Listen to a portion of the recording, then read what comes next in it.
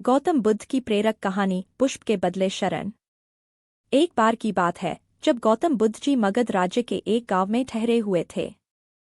गांव से थोड़ा बाहर एक मोची अपने परिवार के साथ रहता था। उस मोची के घर के पास एक तालाब था। एक दिन रोज की तरह सुबह मोची तालाब किनारे पानी लेने गया। वहां उसने तालाब में एक बहुत ही अद्भुत पुष्प देखा। वह पुष्प देखने में बहुत ही सुंदर था और चमत्कारिक भी प्रतीत हो रहा था। मोची ने तुरंत ही अपनी पत्नी को बुलाया और वह पुष्प उसे दिखाया। मोची की पत्नी आध्यात्मिक और धर्म में आस्था रखने वाली थी। वह पुष्प को देखते ही समझ गई कि जरूर कल यहाँ से गौतम बुद्ध जी गुजरे होंगे, उन्हीं के प्रताप से यह पुष्प खिला है। पुष्प को चमत्कारिक मानकर मोची ने एक योजना बनाई।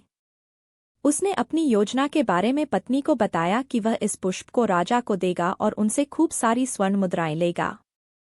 उसकी पत्नी ने भी सोचा कि यह पुष्प उनके किसी काम का नहीं है, इसे राजा को ही दे दो, कम से कम कुछ कमाई तो होगी। पत्नी की सहमति के बाद मोची राजमहल की ओर निकल गया। राजमहल के रास्ते में उसे एक व्यापारी मिलता है। मोची के हाथ में पुष्प देखकर वह रुक जाता है। वह मोची से पूछता है कि भाई ये पुष्प लेकर कहाँ जा रहे हो?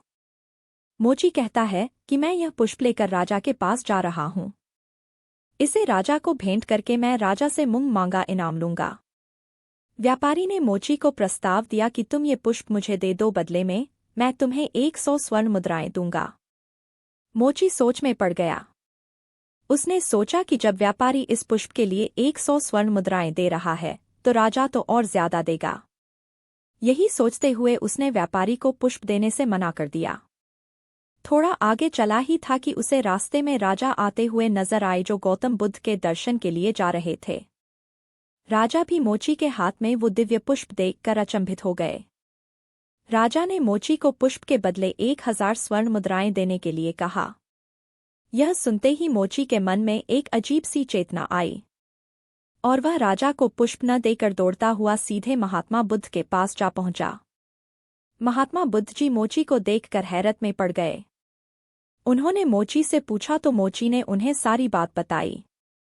इसके बाद मोची ने वह पुष्प महात्मा गौतम बुद्ध के चरणों में अर्पित किया और उनसे कहा कि पहले तो मेरे मन में पुष्प को देखकर लालच आ गया था, लेकिन अब मैं समझ गया हूँ कि जिसकी छाया पड़ने से ही एक पुष्प इतना दिव्य हो गया हो, अगर उसकी शरण में मैं चला जाऊं तो मेरा जीवन भी धन्य हो जाएगा।